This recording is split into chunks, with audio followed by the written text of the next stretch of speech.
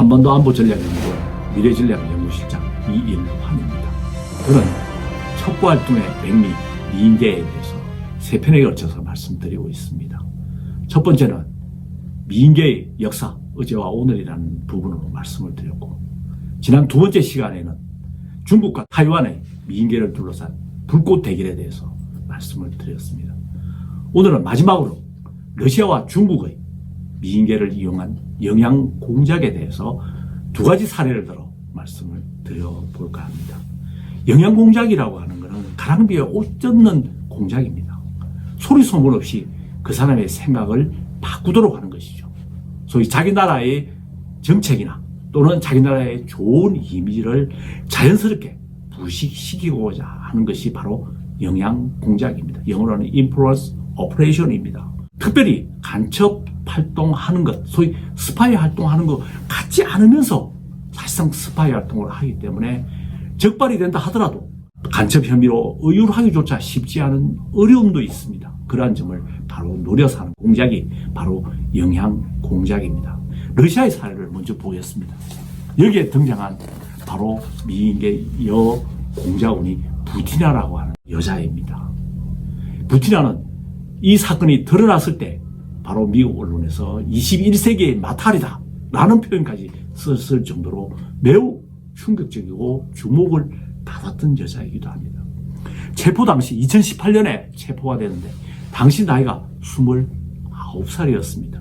이 부티나가 공작원으로 채용이 되고 그 실행하는 과정을 대략적으로 살펴보면 러시아 정보기관이 공작 목표를 설정하게 됩니다. 소위 미 공화당 내에 러시아 또 푸틴에 대한 호의적이고 우호적인 여론을 조성해야 되겠다라는 공작 목표를 설정하게 되죠. 공작 목표를 설정하면 당연히 누가 공작을 해야 되느냐? 공작 수행자를 찾게 됩니다. 적격 인물을 물색하게 되는 거죠. 그때 물색된 여자가 바로 부티나입니다. 부티나는 이쁜 데다가 부티나의 강점은 총기를 좋아한다는 점입니다.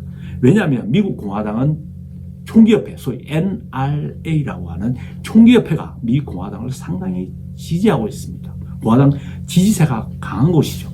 그렇다면 이곳에 투입하려면 당연히 총기에 관심 있는 사람을 투입하는 것이 자연스러운 순리가 될 것입니다. 또 하나의 부티나의 장점은 푸틴에 대한 열렬한 지지자였다는 것입니다. 소위 영양 공작을 수행하려면 본인 스스로가 확고한 신념을 갖고 있어야 됩니다. 그래야 남을 설득시킬 수 있죠. 어느 정도 부티나가 푸틴에 대한 열렬한 지지자였나 하면 푸틴이 우통을 벗고 말탄 사진을 핸드폰 초기 화면에 게시를 해놓고 자랑스럽게 남한테 보여주었을 정도로 푸틴에 대한 열렬한 지지자였습니다. 정부기관 입장에서 볼 때는 아주 효과적인 공작원이라고 판단할 수 있는 것이죠. 공작 착수는 바로 미국의 유학생 신분을 가장합니다. 가장 자연스럽고 쉬운 방법이죠.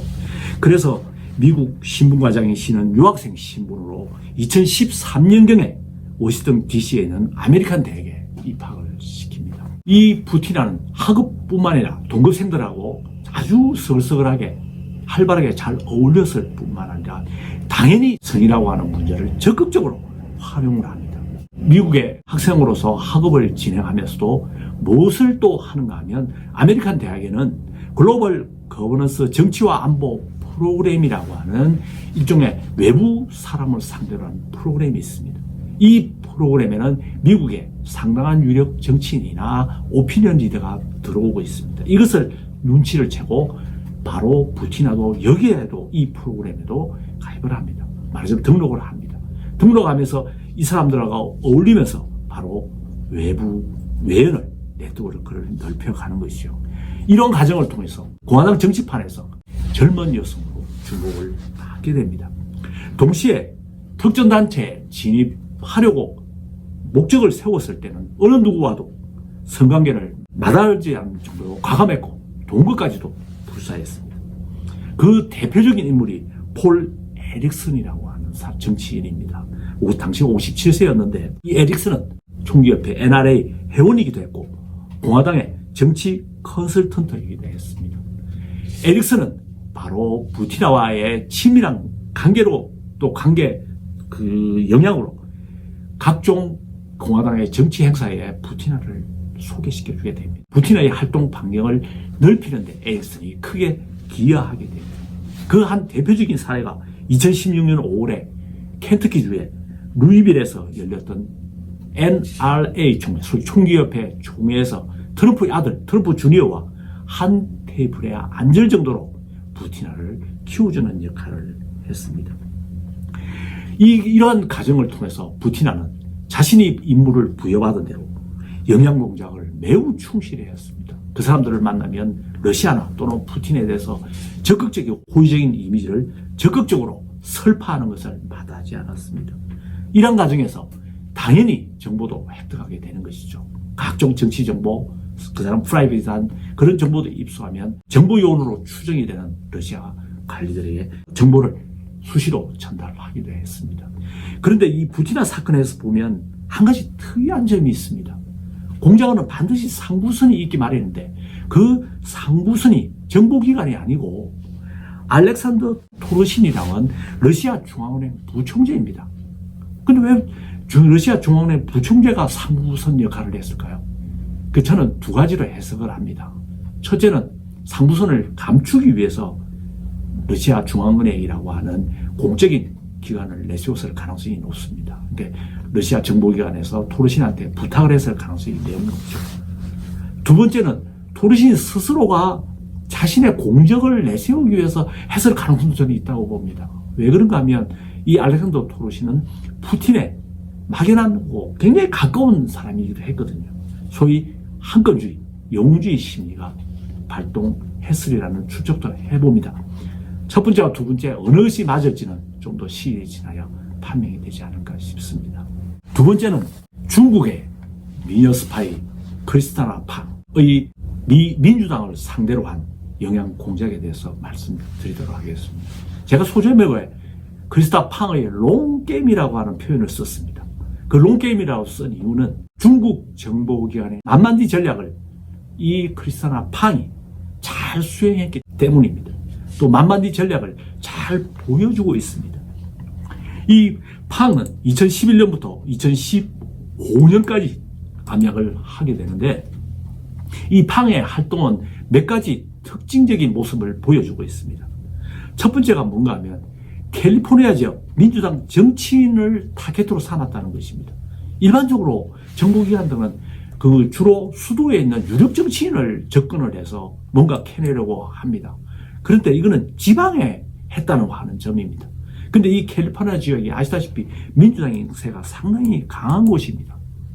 그러니까 이 민주당 유력 정치인, 그 중에서도 장래성이 있는 정치인한테 접근을 해서 정치 정보를 수집하고 영향 공작을 전개하려고 했던 것입니다. 그러니까 두 가지 목표를 가지고 있던 것입니다. 그 정치 정보가 소위 모래알 정보, 밑바닥 정보, 작은 편린들을 모아서 정보화시키는 중국 정보당국의 그 정보 수법을 사실은 잘 실천하는 셈입니다. 그래서 이 팡은 캘리포니아주에 있는 주요 도시의 전도 유망한 정치인을 포섭 대상으로 선정을 해서 이들을 상대로 선거운동을 도와주거나 또 선거자금 모금에 기여하거나 또는 필요하면 성관계도 불사했습니다. 이 과정에서 프라이빗하고 또 비밀로 분류되지는 않았지만 정보 가치가 있는 여러 등문한 첩보 내용들을 꾸준히 수집을 해서 정보기관의 중국의 정보 요원들에게 전달하게 됩니다. 두 번째 특징적인 모습을 보면 만만디 전략, 소위 느릿느릿한 전략이죠. 만만디 전략을 잘 구사를 했습니다. 앞번에도 제가 잠깐 말씀드렸다시피 중국은 장기간에 걸쳐서 첩보망을 부식을 하고 공작원을 부식을 하고 과시를 획득하는 베어프를 가시를 획득하는 그런 전략을 구사하는데 팡 역시도 중국 정보기관의 전술을 잘 실천했습니다. 팡이는 20대 후반이던 2011년경에 미국에 당도를 했고 베이 에어리 대학, 캘리포니아에 있는 주에 있는 베이 에어리아 대학에 입학을 합니다. 여기서 중국 유학생 협회장을 맡습니다. 협회장이라는 직함을 이용해서 바로 정치권에 진입을 하게 되고 정치권에 있는 유력 정치인들과도 교분을 맺게 됩니다. 근데 여기서 대표적인 사람이 바로 민주당 의원 소속이었던 에릭 소아렐입니다. 특히 에릭 소아렐가 매우 각별한 관계였습니다. 그 사람 사무실에서 인턴을 할 정도로 매우 각별한 관계였습니다. 그 사람의 선거작업 모금이라든가 선거운동 지원은 뭐 당연한 수순이었고요. 세 번째로 팡은 목적 달성을 위해서라면 역시 성관계를 불사했습니다.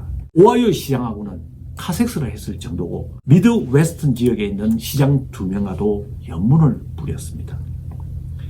네 번째로 공작 형태로 보면은 외견상은 1인 공작인데 실상을 보면 합동공작 형태를 띠고 있습니다. 이게 합동공작이라는 것은 팡은 몰랐었다고 저는 판단이 됩니다. 왜냐하면 팡이 캘리포니아에 있는 민주당 각종 유망한 정치권에 진입하는 데 있어서는 서브 에이전트들이 도와주게 됩니다. 그러니까 서브 에이전트가 활동하는 것을 팡은 몰랐던 것이죠. 소위 그 에이전트를 컨트롤하는 사람만 아는 거죠. 왜 이런 방법을 택했을까요? 만약에 그 사람들이 합동 공작을 하게 되면 한 사람이 적발이 되면 전모가 뿌리채 다 드러나는 거죠. 소위 그 세포 각종 연줄 커넥션을 절단하기 위해서 노출되지 않기 위해서 따로따로 공작 조직을 운영했다고 보는 것이 타당한 것입니다. 어쨌든 팡은 이 서브 에이전트들의 도움을 받았고 서브 에이전트들은 별도로 또 움직였다는 점이 하나의 또 특징적인 사례로 남아 있습니다. 마지막으로 이 미국 정부에서 팡의 스파이 활동을 공개한 시기가 상당히 좀 묘합니다. 이 사실 팡은 FBI에서 자신의 스파이 혐의에 대해서 추적을 하자 2015년도에 소리 소문도 없이 중국으로 도망을 합니다. 흔적 없이 사라지게 되는 거죠. 그런데 2015년도에 사라진 사건을 지금 2020년도에 공개를 했습니다. 악시오스라고 하는 인터넷 매체를 통해서 거의 전모를 상세히 공개를 했습니다. 이것은 미국과 중국과의 갈등, 이것이 크게 작용했으리라고 봅니다. 미국 당국에 있어서는 중국을 압박하기 위한 하나의 사례로서 이 그 스파이 사건을 공개를 했으리라고 봅니다. 두 번째는 이 팡이 민주당을 상대로 했다는 점에서 또 다른 경각심을 주고자 하는 그런 측면도 있었으리라고 생각이 됩니다. 마지막으로 세 편에 나누어서 첩보 활동의 백미라고 하는 미인계에 대해서 사건을 드러났던 노출되었던 그런 사건들을 중심으로 제가 말씀을 드렸습니다. 마지막으로 제가 당부하고 싶거나 또는 가슴에 특히 남성들에게 드리고 싶은 말씀이 All clouds bring down rain입니다. 모든 비가 다 비가 내리지 않는 거죠. 소위 사람은 외모를 보고 항상 판단하지 않도록 결정하지 않도록 당부드리고 싶습니다. 그간 세 편에 걸쳐서 첩보활동의 백미 미인계에 대해서 시청해 주신 시청자 여러분께 감사의 말씀을 드립니다. 고맙습니다.